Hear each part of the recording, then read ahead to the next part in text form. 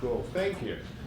Um, as I was introduced, I am an Agile coach. I'm also a professional coach. I love to do leadership development.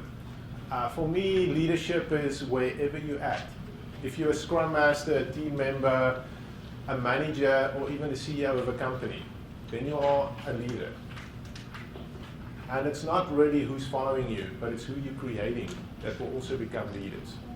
To me, that's the litmus test. I also do work with Team Catapult. I'm on their faculty. We do IC Agile training, more in the Agile coaching space for Agile facilitation and Agile coaching. I've been playing in the Agile world for about 10 years. The first 6 years I was actually running an IT department, and we did Scrum all the wrong ways. And then the last 4 years I actually figured out, when I became an Agile coach, on how to do it correctly. I do want to do a plug. The person that actually made me a certified Scrum Master is sitting on the left-hand side there, Jim York, in 2006. So thank you for that, Jim. You put me on this track.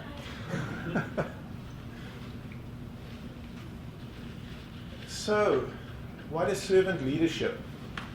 First of all, who is this gentleman on the slide here? Anybody know?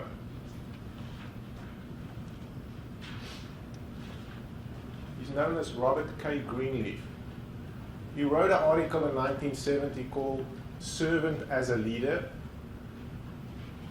It's almost 50 years now because he wrote it in 1970. It's still relevant today. I read it a couple of months ago when I was kind of figuring out how to put this thing together. It started off as a blog post, and now it's turned into a meetup talk. But he wrote it in 1970 because he found out a lot of people were just trying to lead people and not serve them at all. And there was an institute that kind of, let me kind of step back a little bit here. His point came across where he said, this is something where you come from serving first, and out of that will grow leadership. I'll give you all time to read the quote there. And then he also said, how do you know you're going to be successful at this? And what he came up with is where he said, the best test as a leader is when you're serving people and they're starting to grow.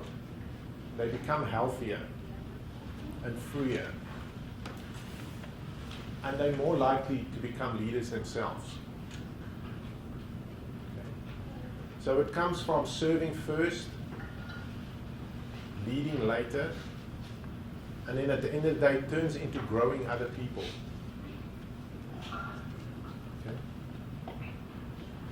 So from the Center of Servant Leadership, which I think he founded and his wife is still continuing the work on, they say that there's two things around this. There's a philosophy and a set of practices that's built into servant leadership. And if you look around it, it works on, you want to enrich the lives of individuals. So there's an individual aspect around this. Then it turns into building better organizations. And if you're really good at this, it's going to turn out into having a more just and caring world. If I look at the front page of newspapers, it feels like we need a lot more of these days. But that's just me.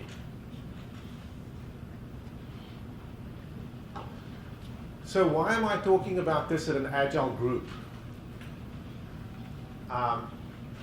So this I took out of the Scrum Master Guide. I did have to see if it's still in there after the revisions they made, and it still is. A lot of times when you go through your Scrum training, a lot of people will just go, oh, and by the way, the Scrum Master servant leader, and they move on. And then people go, so what's a servant leader? And what do people normally say at that point?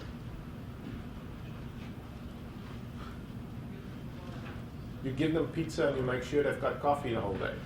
You're serving them. No, there's more to it than that. Okay? That brings me to the 10 characteristics that Robert Greenleaf is calling out. These are the 10 things we're going to talk a little bit more about this evening. Okay. I normally group them together when I talk about them because to me they don't stand alone, they are interwoven. And they start off with listening and empathy. And empathy should not be confused with the people going, oh, I'm sorry. Because you're not sympathizing with people when you show empathy. It is putting yourself in somebody else's shoes and not just seeing the world from their viewpoint, but also how they're feeling it and how are they perceiving it. And once you can do that, it becomes so much more easier to work with that person or group or organization. And to become good at empathy, you've got to be able to listen. One of the things I learned as I was going through my coaching training was I went through coactive coaching, so I learned from the Kinsey houses, and they talk about 3 levels of listening. And level 1 is where somebody's talking with you, and you are listening and coming up with similar related stories that you've got. What is resonating with you? What answer are you? Oh, I've had a similar experience. That happened to me as well. Sometimes it sounds almost a little schizophrenic in your head. It's just we're all made up of multiple parts. It's natural. And that's level 1 listening. Level 2 listening is, that's where you're listening for a connection or a bonding. Or that's where collaboration happens on agile teams. When you're listening at level 2, where you put away where your answers are coming from, but what is that person really saying? What is behind it or underneath what they're saying? And level 3 listening is what's called global listening. That's sometimes when you can see what's the feeling in the room. If you're late coming into a meeting and you walk in and some people go, wow, it was tense, I can cut it with a knife. That's like level 3 listening. Nobody is saying something, but the air is like thick and it's hanging out there. It's also where, that's where your intuition kicks in, what's really trying to happen here, things like that. So as a servant leader, you've got to be able to do these 2 things. Be empathetic with the people you work with, and also be able to listen to them at least a level 2 level. If you can't connect with people, you're not going to be able to get to empathy. Does that make sense? Okay. Next one is healing and awareness. A lot of times in the agile work that I do, they all come, oh, we're going to do transformation now.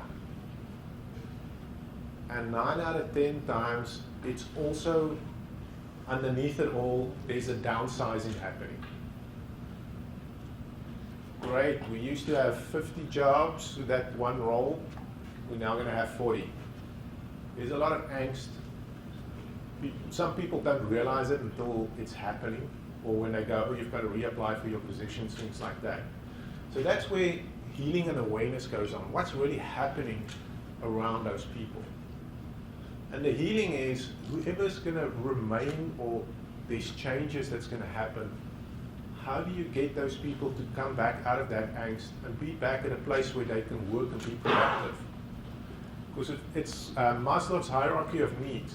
If you don't get where everybody's got that safety, they're not going to be productive. They're not going to get better. They're not going to grow. Okay? I group these 3 together, persuasion, conceptualization, and foresight. Because as a servant leader, you want to have stuff ready ahead of time almost. That's where sometimes having that pizza ready is not always a wrong thing. But you also want to be able, from a bigger picture, where are we going? How are these teams going to fit together? What is this product or service that we're building? You don't have to be the product manager per se, but you want to be able to lead the team and help them get there faster. So if you've got the foresight to figure out how these things are going to fit together, and sometimes you've got to conceptualize that. You've got to explain it to people. Sometimes it's like, let's draw it on a box, or let's do stickies on the wall. Let's do a story mapping. Let's get everybody's ideas out of their head so we all get the same picture. And then persuasion. a lot of times those people aren't going to be reporting to you, or you're not going to have authority over them. But as a true leader, you don't need that. You just need to explain to people why are you doing it and what's in it for them. Why are they here? Unlock their intrinsic motivation. A lot of these things also fall in with, everybody who read Dan Pink's Drive. It's a new way, and those things fold into what we're doing here. Okay. Does that make sense so far? The next one is stewardship and commitment to the growth of people. It's funny, as I was driving here, I was thinking about the Scrum guide that changed again. And it's good, because it needs to evolve. And I was thinking, having Ken Schwager and Jeff Sutherland there, they showing stewardship for the Scrum framework. They're holding it and they're making these changes because they're noticing something, and then they're going to make it better and keep that space so Scrum can keep going well in the world out there. I mean, if you think about being a Scrum Master, somebody's entrusting a team to you, and they say, make these group of people, normally, between 5 and 9 people, and make them a team. Look after them. Nurture them, grow them. Sometimes you're going to get a whole department that you need to do that to.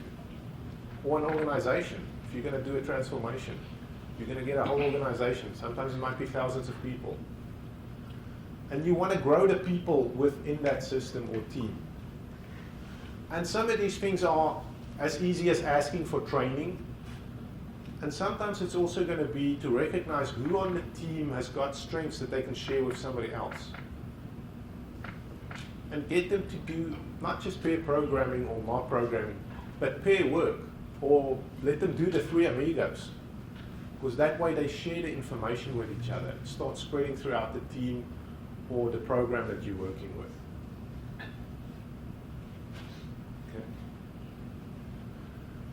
And last but not least is building community. This one is one where sometimes people try to put formal structures in place.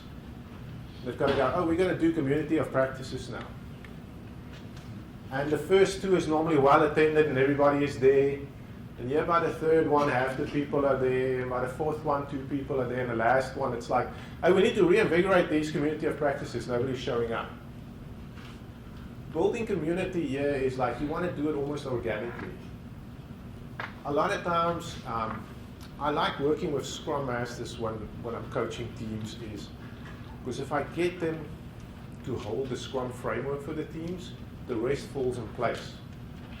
I normally do like every 2 weeks, I've got like a 5-module program that I work with them through it. And always by the 5th one, they go, can we have the 6th one? And I go, that's fine. Let's do lean coffee and go do that. And by the time we get to the end of the 6th one, I go, I'm going to step out and you guys can keep going with it. And that's when I know some of this is at the point where it can start to happen. Because then they can keep doing it. They're already bonded at that point. They're already there. And sometimes it's small groups. It's only like 6 or 7 of them. And there has been a couple that's grown into a couple of hundred people. Depends on where you're at and what will happen. It can be a small community, it can be big. I've seen some of this even happen in neighborhoods. And those are the best ones, because then you get to know your real neighbor who lives next to you. And that brings us to the 10 characteristics that make up servant leadership. They're all interwoven and they all scaffold and build on each other. Okay. So let's talk a little bit about who has exemplified this for us. Of course, this is one of my favorites because I was there when he came into power, Nelson Mandela from South Africa. We call him Madiba. To me, he didn't just change what he was doing in South Africa, but he had an impact on a wider, in the world as such. He had an impact. People are still putting some of his quotes out there. If I was in his shoes, I don't know if I would have acted the same way, to be honest. Another person I thought of was Mahatma Gandhi. Once again, I'm a little biased here because he also spent some time in South Africa. The thing I loved against him is he could do stuff in a non-violent manner, but great disruption and change the world just based on his ideas and his mindset. Really powerful. Who else can you think of? King. Martin Luther King. MLK Jr. Sure. Yeah, definitely. Who else?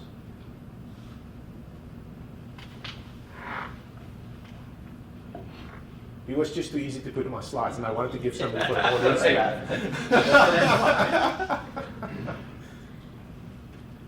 Yes? I think Obama's a pretty good example. He did win the Nobel Peace Prize. Yeah. If you look at Nobel Peace Prize winners, a lot of them, in my mind, exemplify being a servant leader. I do like looking at role models because sometimes people will go, you can't achieve it. And that's why I sometimes put these in there, because once you name this for them, they can recognize it and it becomes tangible for them. And sometimes it's things to aspire to. We're not there, but we're all growing. And how do we get better?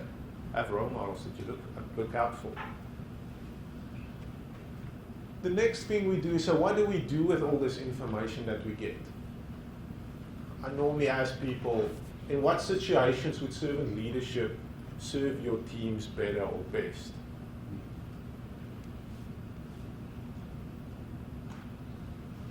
Any examples anybody want to give or share with us?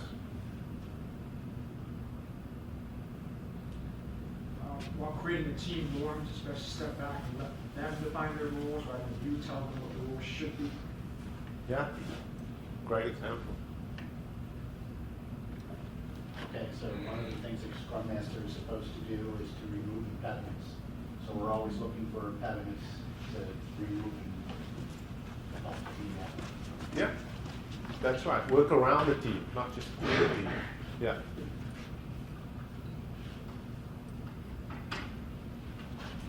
What are some other things? Sprint retrospective.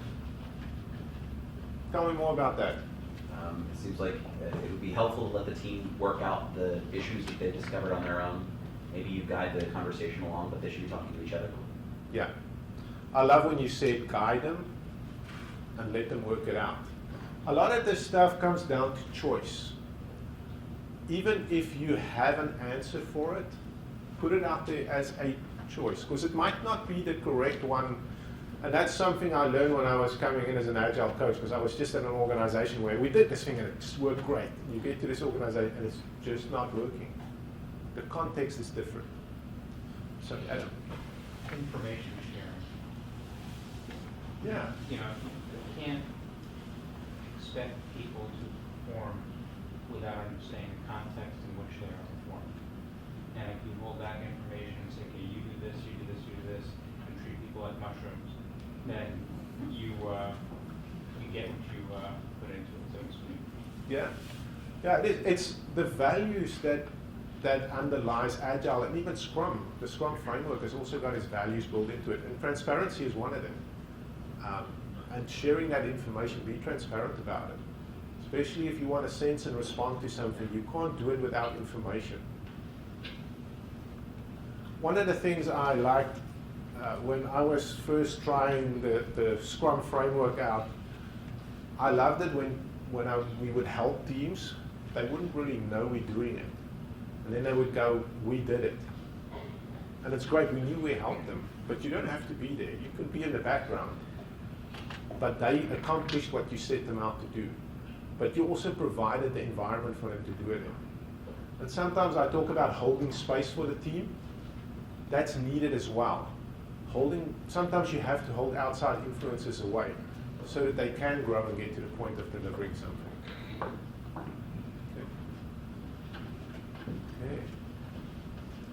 So one of the first things for me how I started to become more of a servant leader, I'm probably still learning to get better at it, is role modeling. I did look at that picture at the bottom and I go, so who would be the servant leader in that picture?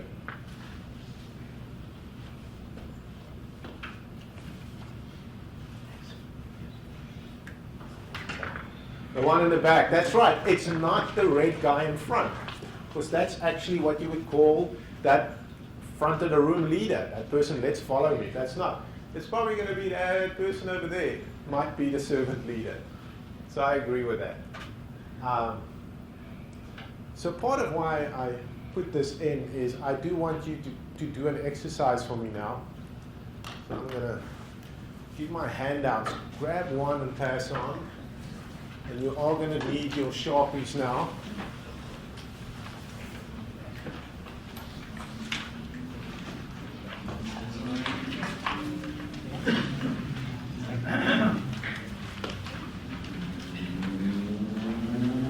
Okay. So what? Okay, let's get everybody.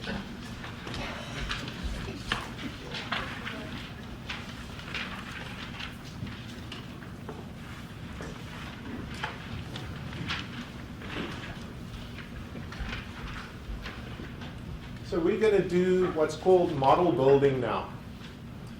So on the flip side, you'll see I put the 10 characteristics there. And then you're going to get to build your own model of how do you perceive or how do you want to be a servant leader. What you can do here is you can take those 10 characteristics and you can decide, do you want to keep them, change some of them, 1 or 2 or all 10. You want to invent something new. It might not be on Dr. Greenleaf's list. You might put something else in there, something that comes from you. Or you might say, there's a couple I don't agree with, I'm not going to do those. And something that might be invented doesn't mean that it's new. It might just be like, I like having fun. So one of my models is I put in fun, or whatever. It might be different for you. Some people might have very clear expectations or goal setting. Whatever it is, it's your model. So I'm going to give you about, how long? 7 minutes to go through the 10 characteristics plus whatever you want to put in your model and say, and just write it down. And then after the 7 minutes, we'll go to part 2 of the exercise. What do you want to keep? What do you want to change? What do you want to invent? And what do you want to discard? As you're going to be a servant leader, how do you see it or want to be it? Is that individual? Or Yes, individual. Yeah.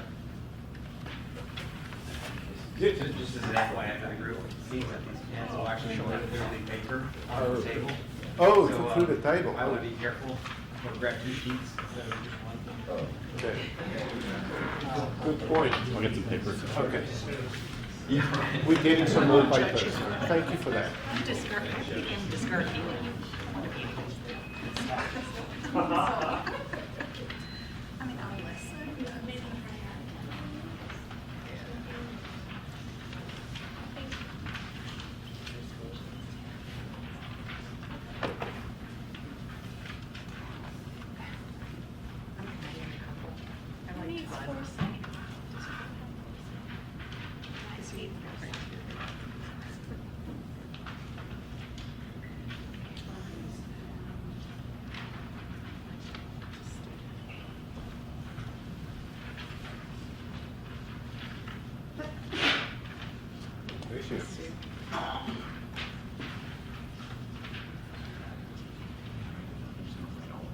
Yeah, totally.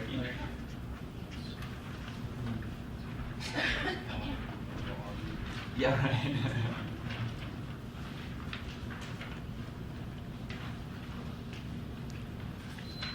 Anybody need some more paper or a double one so that I don't read through on the table?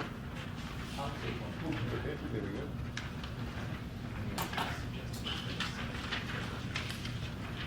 Good times.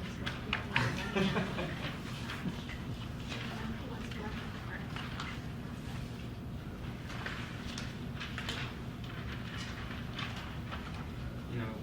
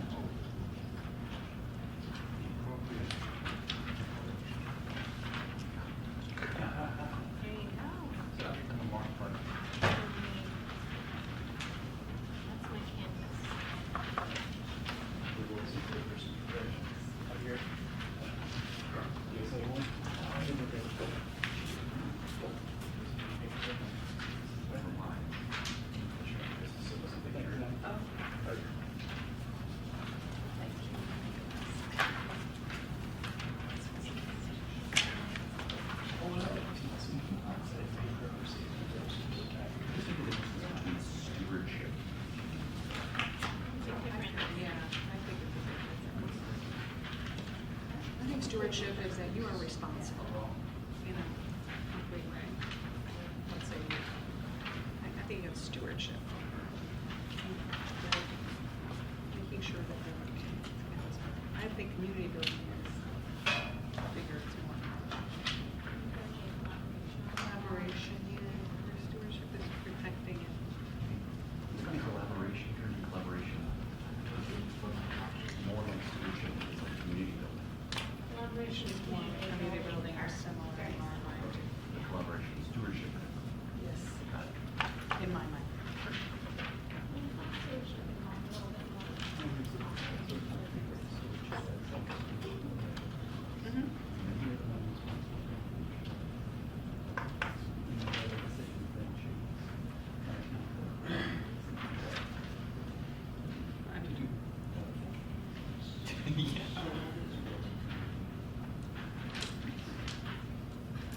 I think like I have a, like, so here's how I, what'd you say? It's my favorite thing to do. Oh, okay. I actually work right next to somebody who is an online community builder, and I've done that in the past too.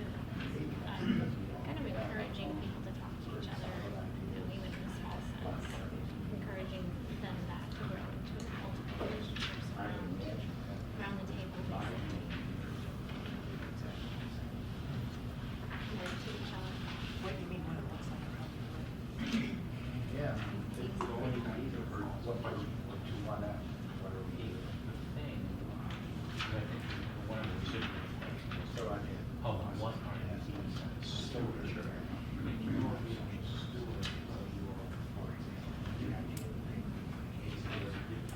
Kind of like it, more if you're. That's where I got stuck in. Like the stewardship is very challenging. Everybody finished? Or should I say, anybody still busy? Okay. I think it's protecting, I mean, these aren't mutually exclusive. Okay, now for the second part of this is, I want you all to just pair up. Just find somebody you're going to talk about your model to. And what I want you to do is just tell them, explain your model to them. Anybody here who are coaches?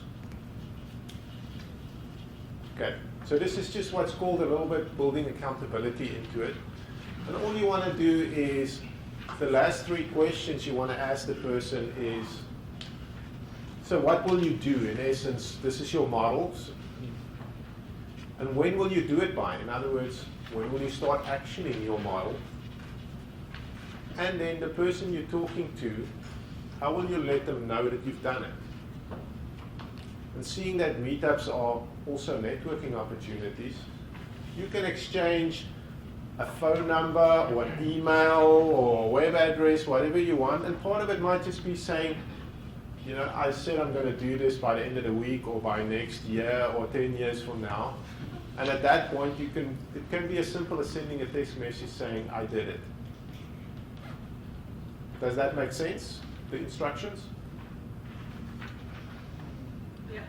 It's just a conversation with a little bit of accountability built into it. And the accountability is however that person feels comfortable doing it. Everybody clear? So find a partner. The conversation will go 2 ways, one first and the other. We've got 10 minutes. Don't believe the table. Anybody over here?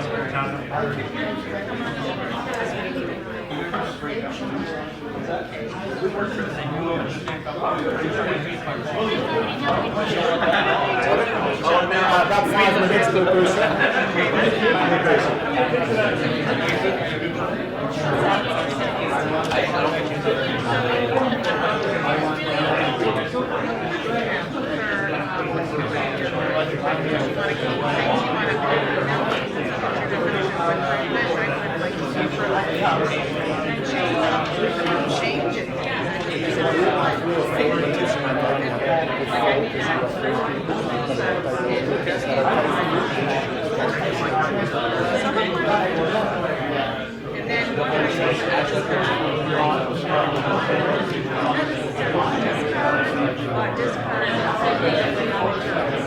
So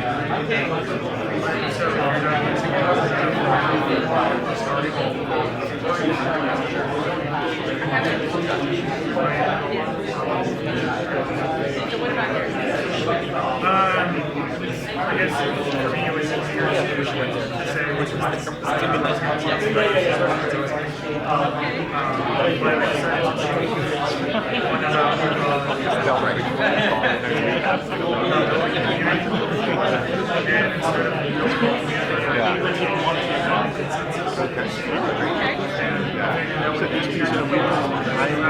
Sometimes the handout as well, so I'll put that on a slideshow and then just obviously talk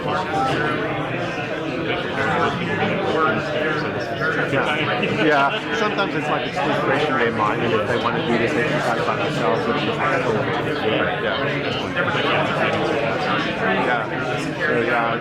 sometimes we end up very discussion like the group is probably to the warm up exercise and loosen them up a little bit, so listen if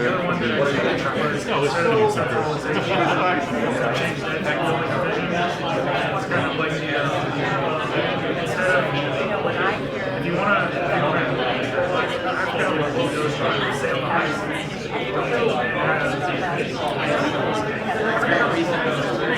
it's something along the lines of if you want to sail the world, don't teach me how to sail.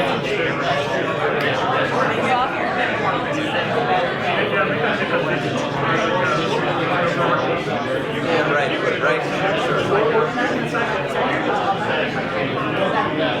Just one on the list, but I think you'll have details. I have a lot of trouble with that.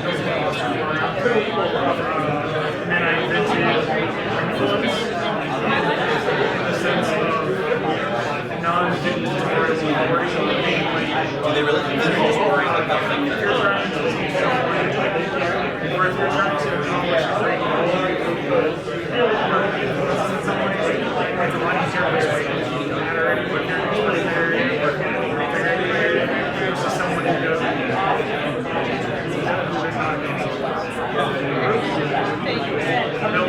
Don't interact. He's catching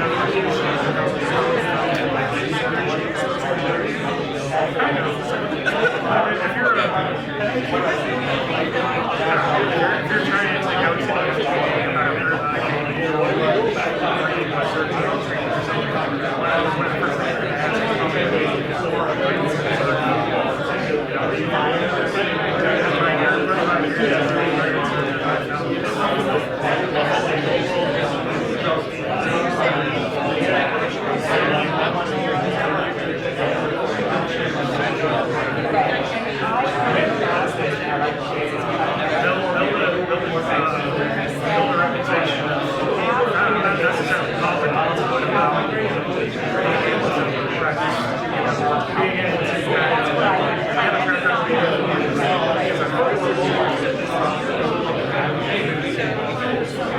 goals along the way.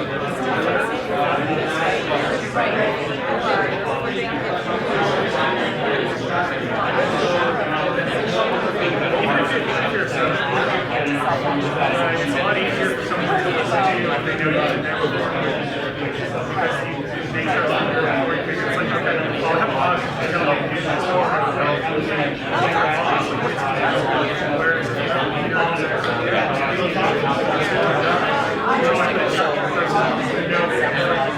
So do you want to share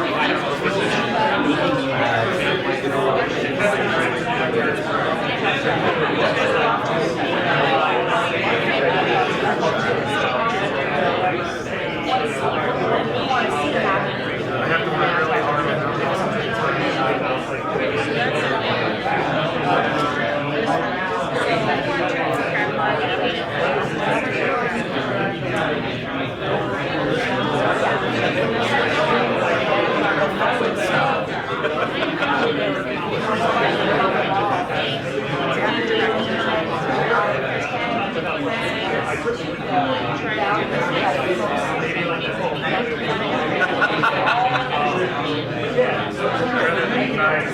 really hard inspiration.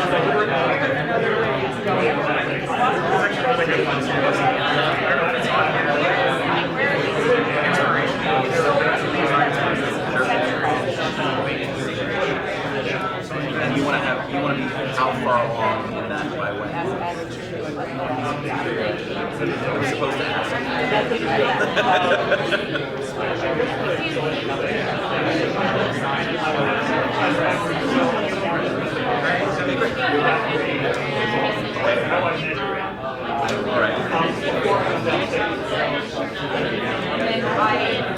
How would you know for you just said you don't know how you measure it.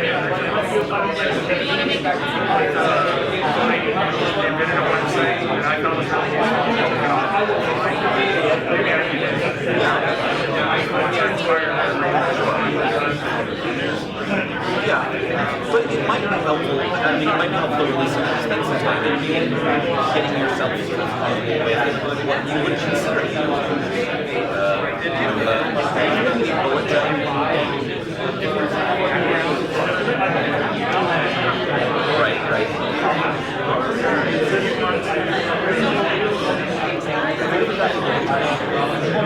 So one of the things that I love thinking, and one of the things that I found it gives me a to-do list to review.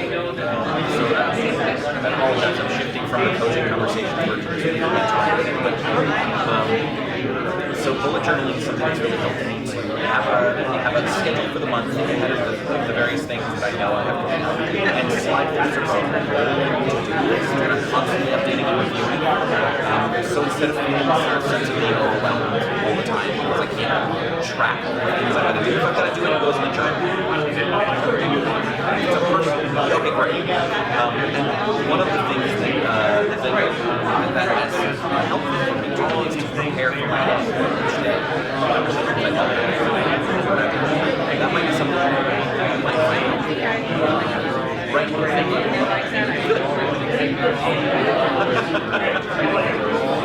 Right. So I love this model. I think that being like it's a great goal. One of the things that I struggle with is feedback that a lot of folks about moments where less than I can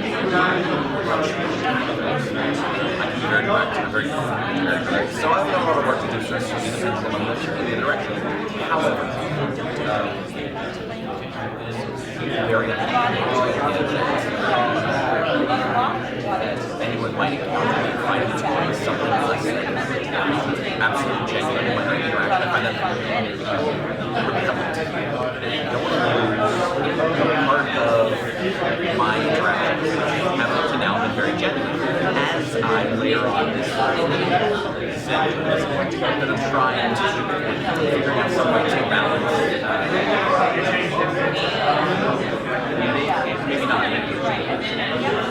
how I balance that's the part of my job that I enjoy, so that I'm genuinely me, so I'm genuinely the part of me that I think will be helpful with modifying how that translates so the words that I will also sort of surface the coaching training the elements that are prominent there, and that more than the mentorship thing, it's pretty easy for me. The coaching bit,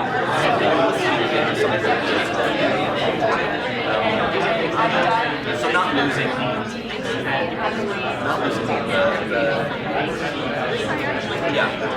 as I try to shift to what's right now like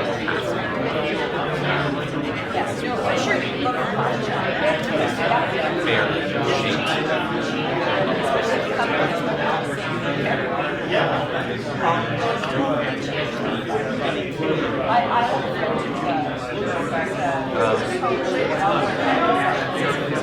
Well, I've been a Scrum Master for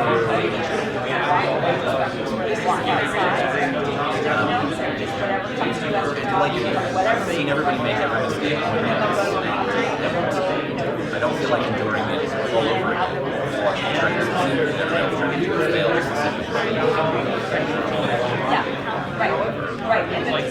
I have also noticed that I'm not terribly successful. So I know that I want to adopt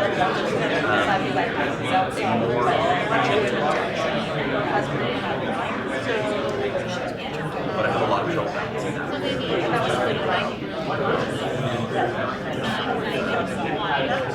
Is there a certain project that you want to it's always November.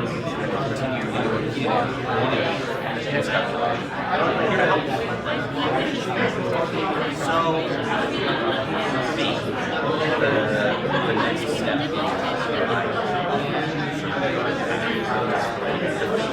that's a great talk for this moment. As I'm very interested in one of the things that is most important for me about this job is the purpose that I find is about well, like that community that I built is very important. So I get a lot of satisfaction out of seeing those people succeed in that part. But how do I let that take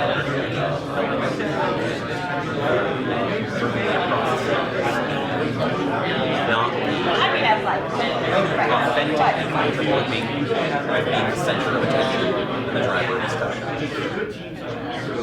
That authenticity. That's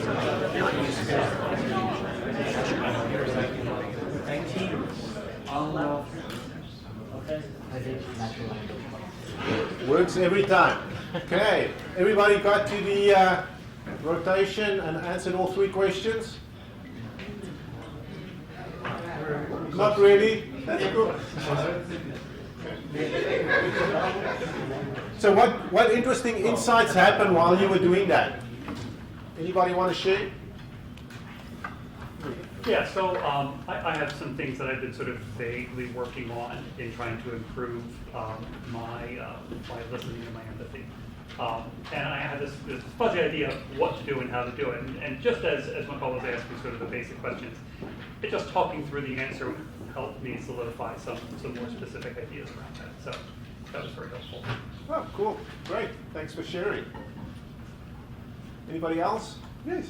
So we were talking about group sizes, and I was, I guess it's more just guessing, but the future of humanity is going to change a lot with technology and specifically authentication. And people have a lot of assumptions about, you were talking about groups and stuff like that.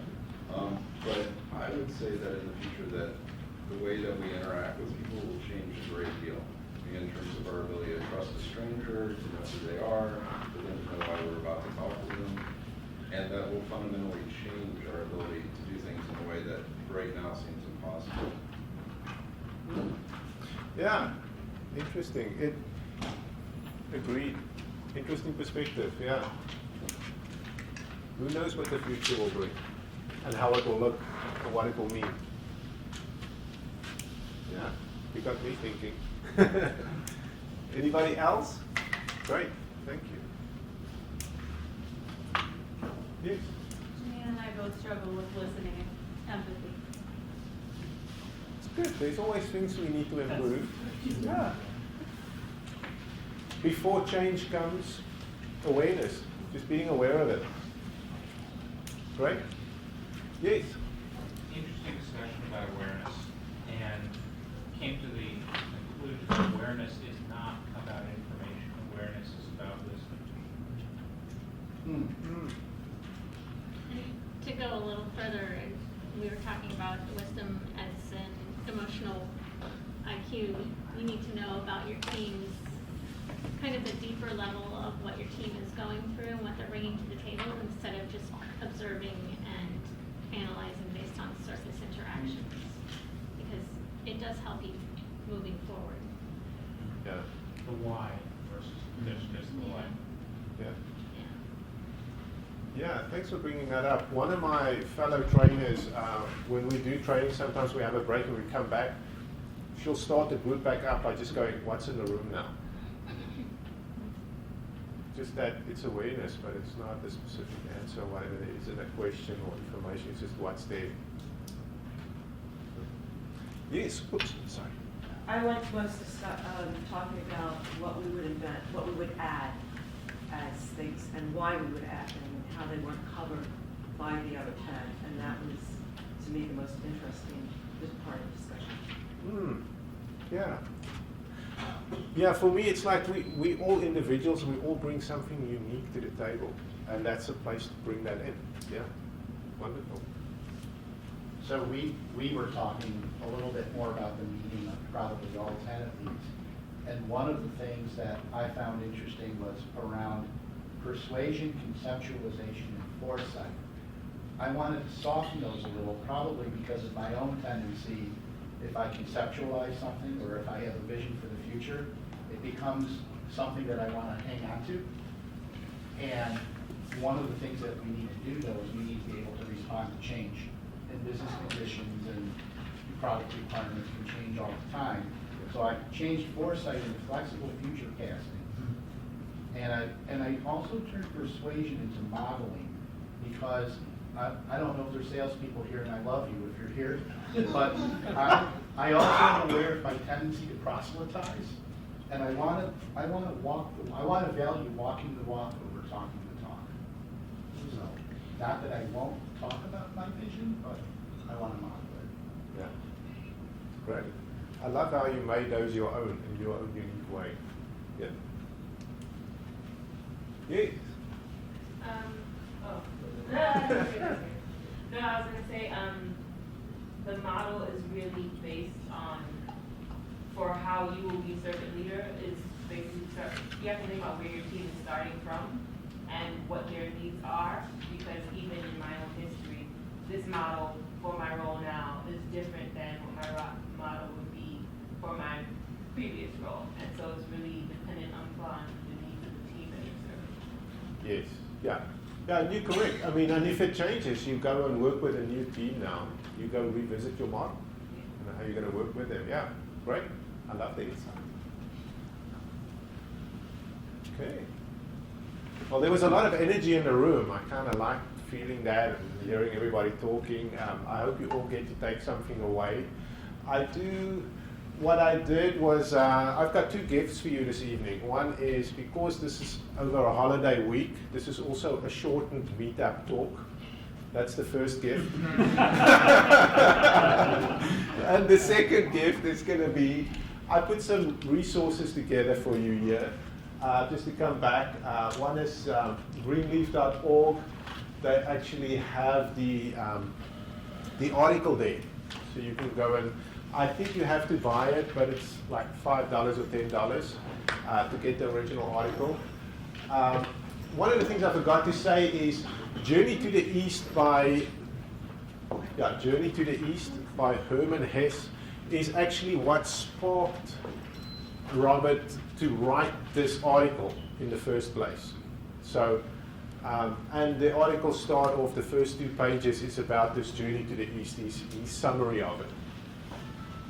And then I put in Center for Servant Leadership, so if you want to learn even more about it, great place with lots of resources. And I also put 2 movies down there, based on the 2 role models I've got, Invictus and Gandhi. Just watching those, and I've actually had people who took their teams to go and have a movie night and watch these movies. And there might be other ones, like I say, who's your role models? Look at them and then go watch those movies. It's great to catch examples of it. Any additional questions? So I have 2 broad questions. So you mentioned, so the like Gandhi and stuff like that. So almost any individual is susceptible to sort of problems, either in the present or historically in hindsight. So, and it's possible that I'm wrong about this, but Gandhi, for instance, I've heard examples when his name comes up as he gave himself penicillin after the fact of not allowing his wife to take penicillin, which is very specific and personal to him, but like in the broader context becomes a bit questionable. So how do you sort out discretions either in the present or historically as the world changes versus the present? Well, once again, these are just my personal thoughts. Sure. Yeah. So for me, nobody is perfect, and we've all got some or other flaws. And you pointed out some of these, probably. And it's also how we view the world, or what's your perception at that time. Something that we now think is great, a couple of years from now, people might go, oh, that was really bad. An example for me was I grew up in the apartheid system. I was born into it, I didn't create it.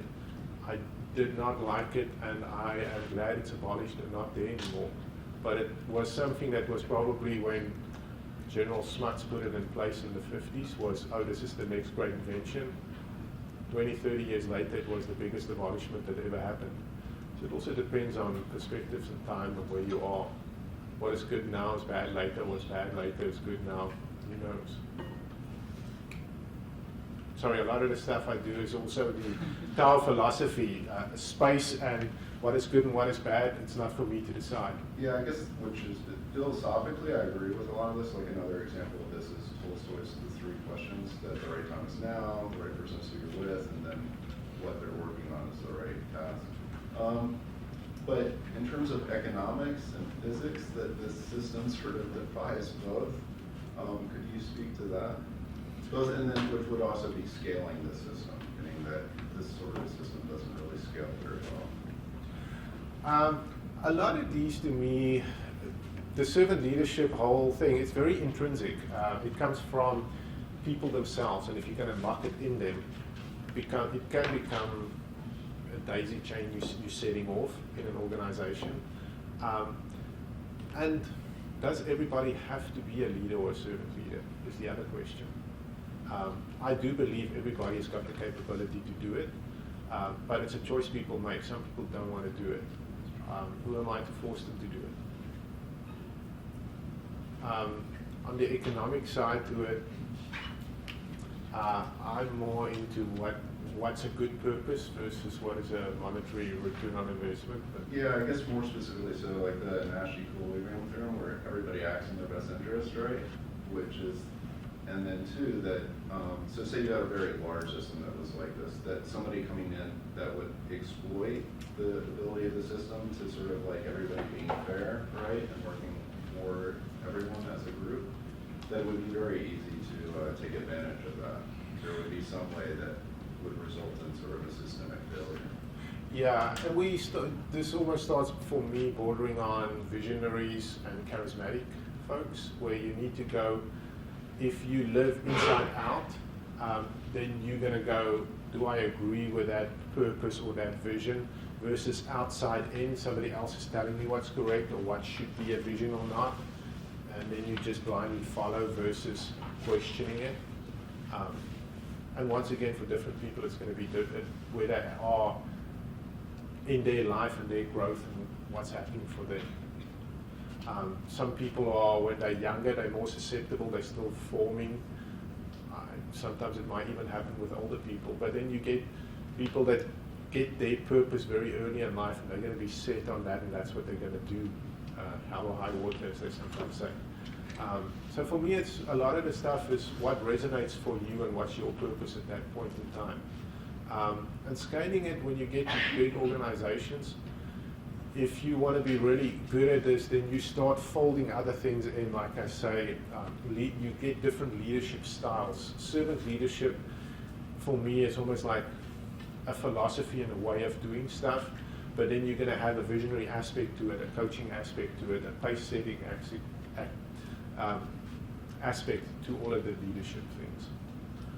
There's a lot of different books written on leadership, and currently I think I've read about 5 or 6 of them. They've all got the same path they're going down with a couple of nuances on it. I'm trying to think, Primal Leadership from Daniel Goleman is one where he's talking about these different styles for different contexts. And there isn't one good one, but you've got to move between a couple of them if you really want to do an organization or a group of people to perform well over time. Yeah, thanks. You're welcome. I don't think I've answered all your questions 100%, but some of this stuff can become a whole evening's discussion. They're good questions, by the way. And they should be thought-provoking. And part of this is go read more at it. What I'm saying is not the be-all, end-all. I may be totally wrong on some of these things, but go look, check it out. What works for you? How do you make it your own? What will work for you in your situation? Okay. Any other questions? Maybe your thoughts or perspective on this notion of, I think there's a balance. Maybe I feel there's a balance between this notion of servant and becoming an unfortunate enabler for a problem, effectively a dumping ground for all problems of all parties of the team and that kind of thing. Where and how do you draw the line between being a servant leader and being an enabler to bad habits, practices, other types of things, so that you stay on the leadership side of that thing, and not so much on creating more problems than you already have? Part of it is, to me, the answer almost lies more in that book, Primal Leadership, where you've got to assess what's the context or what leadership style will best fit there. Most of those leadership styles are based on emotional intelligence, underlying them all, which resonates a lot with servant leadership. So it's different ways of doing it and how to keep positivity on teams. That's one of the things you want to keep in place, because for every negative interaction you're going to have on a team, it takes, I think, ratio 5-to-1, where you've got to have 5 positive interactions to negate that one negative interaction. So a lot of times they say pick leadership styles that infuse positivity on a team. Now the negative ones are when you work with pace setting or when it's very confrontational leadership style. You are going to do this or that. It's very confrontational, and immediately it goes negative, and immediately then it will have almost the opposite effect of what you're trying to achieve. And sometimes it's just holding up a mirror. This is what I'm noticing happening on the team. Every time something happens, this is what I'm noticing. So you don't bring judgment into it. It's not that was a muscle I had to build over a couple of years, to be honest. But it does become, once you make the team and the people on the team aware of it, people are naturally creative, resourceful, and whole, and they figure out how to move through those things. But you do get people that like to put it, they become the martyr, and they just load it on their backpack. Later on, they crushed into the ground. Yeah. Got to watch out for that. Yes, sir. Yeah, I just kind of talk about what you were saying with the system and kind of fall its own weight. But to me, serving leadership can sometimes be an oxymoron. Because if it's not, you're serving for the greater good. And that could take on a role of removing impediments, or just keeping the team protected. And I think that's where, if somebody is trying to take advantage of the system, that servant leader really needs to have the intestinal fortitude to fight back and not allow that to happen. Allow that team to continue moving down. And on the flip side, they need to hold the team accountable for their commitments. And doing it in a constructive way, but it's not always serving the team, allowing them to do anything they want. They allow them to empower them to commit to something, so then also they need to hold them accountable for what they commit to, or help them understand why they can meet their commitments and how they can do better. So, I mean, it's playing both sides of the coin here. Yeah, I agree with you, and especially, I mean, if you're working with multiple teams and one team is relying on another team, it goes, you're going to ask that team to make a commitment so we can do something based on what they will be the output of that team. So you want to be able to protect the team, but you also want to make sure the team understands what, on a systemic level, and that's that foresight and conceptualization. What's the bigger picture? What are we all? We're doing this piece of the puzzle, but we need these other 2 pieces below, otherwise this piece of puzzle is going to fall off the table. Yeah, precisely. Yeah. I think the foresight and the conceptualization, though, falls into both of that in more of a line of vision. So not just informing the team and giving them the big picture, but having an internal vision of where I'm trying to take this, where we're trying to go as a group. So as we're facing all the change, all the issues that are coming out, we deal with that as long as we're moving towards the direction that we're trying to have. Great. Yes. Steve, you mentioned positivity, 5 positive events versus 1 negative event. Would you say there's a difference between positivity and motivation? And is motivation in the context that you use positivity a useful synonym? I would say they are different. I'm trying to think how to articulate what are the differences. Sometimes that's where a charismatic leader comes in, because they will motivate people, trying to get them to do things. Positivity is just the interactions happening on a team between people, or even between teams. Everybody might be very motivated, but if one team member is downplaying another team member, that negativity comes in right there. So does that differentiation make sense that I'm doing there? Not really. I think for this situation you described, where you have Debbie Downer in your team, damages both positivity and motivation, possibly to the same extent. Which is why I'm wondering if they're not.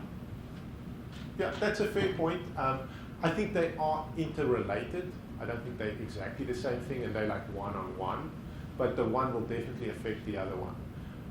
On the positivity side, one of the things I sometimes advocate for teams to do is, especially during retrospectives, do celebration, and also give accolades for people that's done well, things like that. You want to, it's almost like they do talk about a positivity bank, where you can build that up over time. It takes a long time to get there. And that's where, for me, it's always what's the banter that's happening on the team.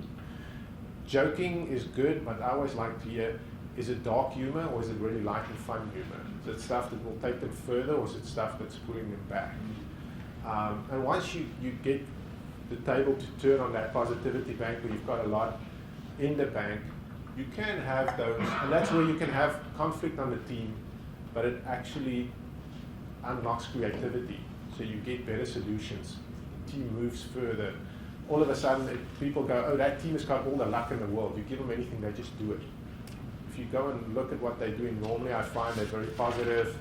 They challenge each other, and they're very uplifting and upbuilding in what they're doing. The relationships between them is positive, even though they are working with things that's difficult or not easily achieved.